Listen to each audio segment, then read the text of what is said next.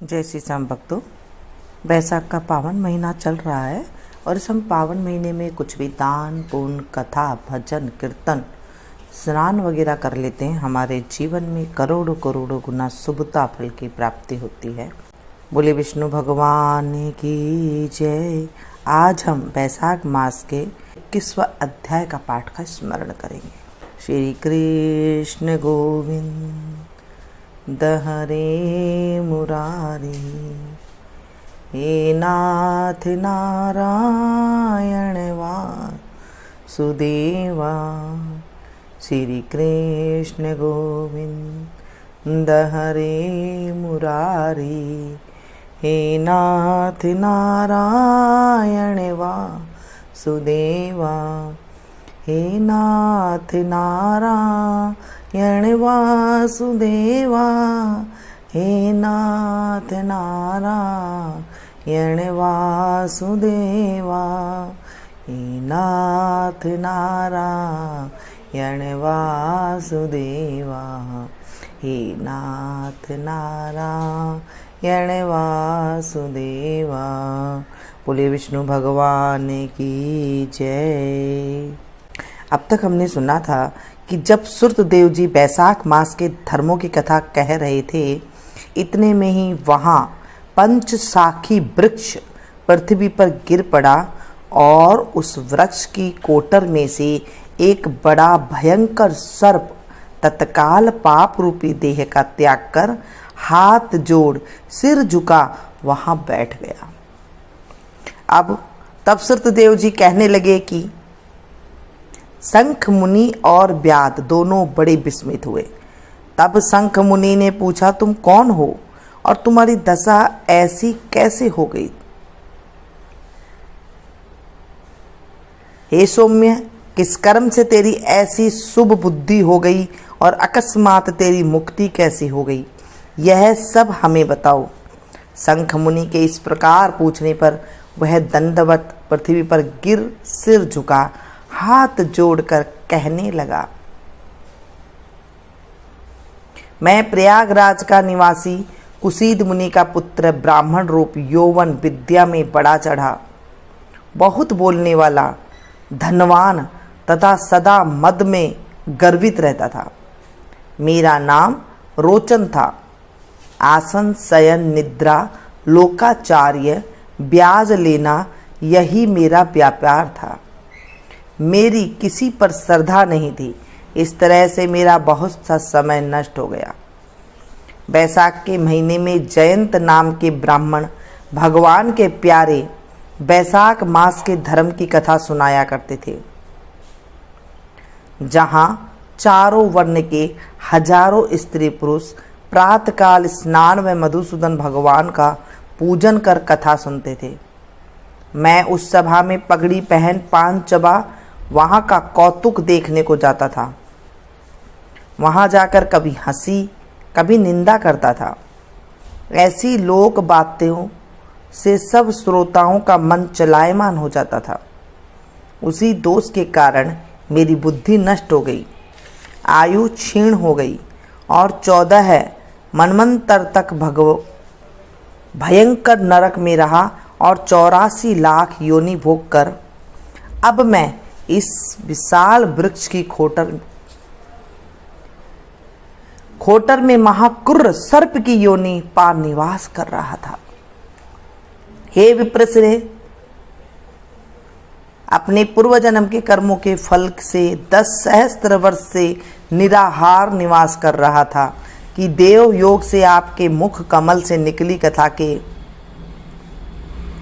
चक्षु गोलोक द्वारा सुनने से मेरे सब पाप दूर हो गए और सर्प योनि छोड़ दिव्य देह धारण कर आपकी शरण में आया हूँ। मैंने तो कहीं कोई उपकार ही नहीं किया, फिर सज्जनों का संग कैसे हुआ? अब आप मेरे ऊपर अनुग्रह करो, जिससे धर्म में मेरी बुद्धि हो, सुंदर गति मिले और सच्चरित्र साधु महात्माओं की संगति मिले, विष्णु भगवान में प्रीति हो और उनको कभी मैं न भूलूं। इस प्रकार अनेकों स्तुति कर हाथ जोड़ सिर झुका वह मुनीश्वर के आगे चुपचाप खड़ा रहा।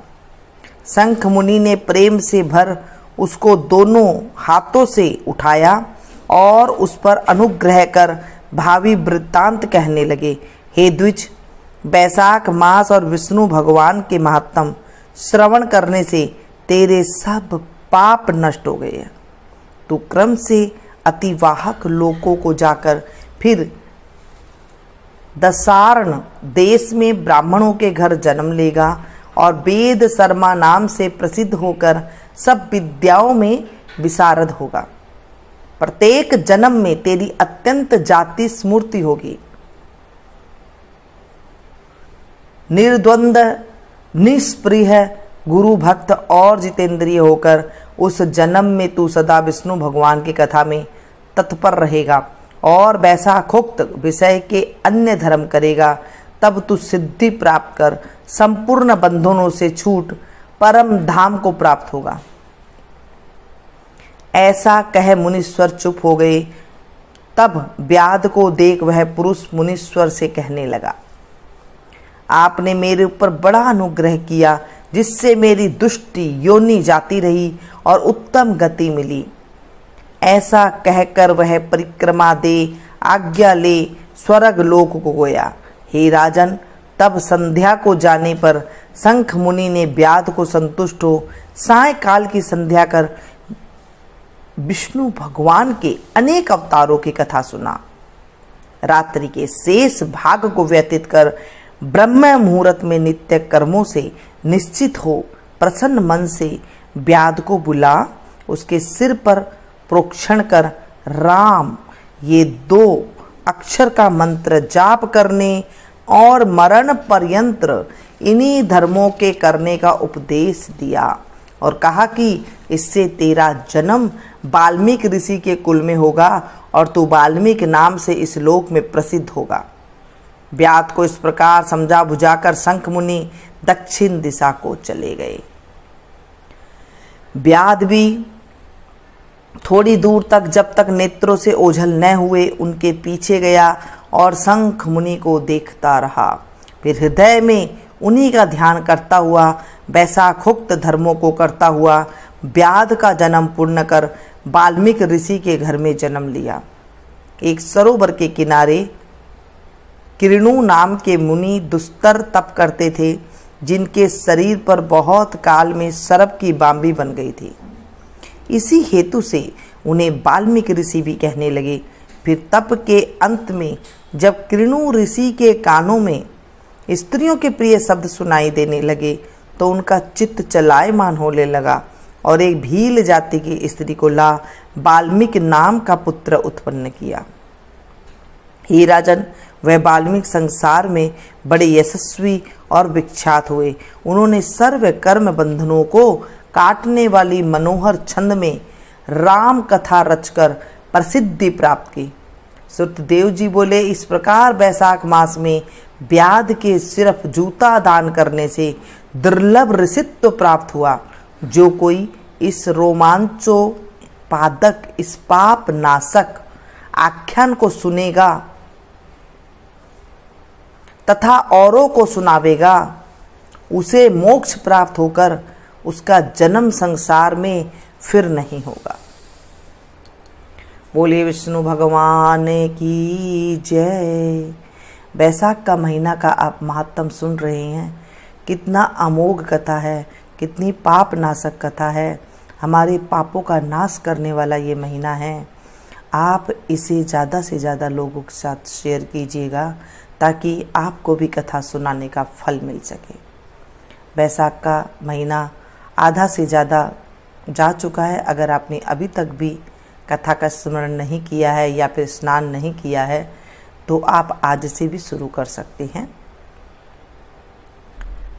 बोलिए विष्णु भगवान की जय। अच्युतम केशवम कृष्ण दामोदरम राम नारायणम जानकी वल्लभम। अच्युतम केशवम कृष्ण दामोदरम राम नारायणम जानकी वल्लभम। कौन कहता है भगवान आते नहीं, कौन कहता है भगवान आते नहीं, हमें मीरा के जैसे बुलाते नहीं, हम मीरा के जैसे बुलाते नहीं। अच्युतम केशवम कृष्ण दामोदरम राम नारायणम जानकी वल्लभम। कौन कहता है भगवान खाते नहीं, कौन कहता है भगवान खाते नहीं, माँ यशोदा के जैसे खिलाते नहीं, माँ यशोदा के जैसे खिलाते नहीं। अच्युतम केशवम कृष्ण दामोदरम राम नारायणम जानकी वल्लभम, राम नारायणम जानकी वल्लभम, राम नारायणम जानकी वल्लभम। बोले विष्णु भगवान की जय।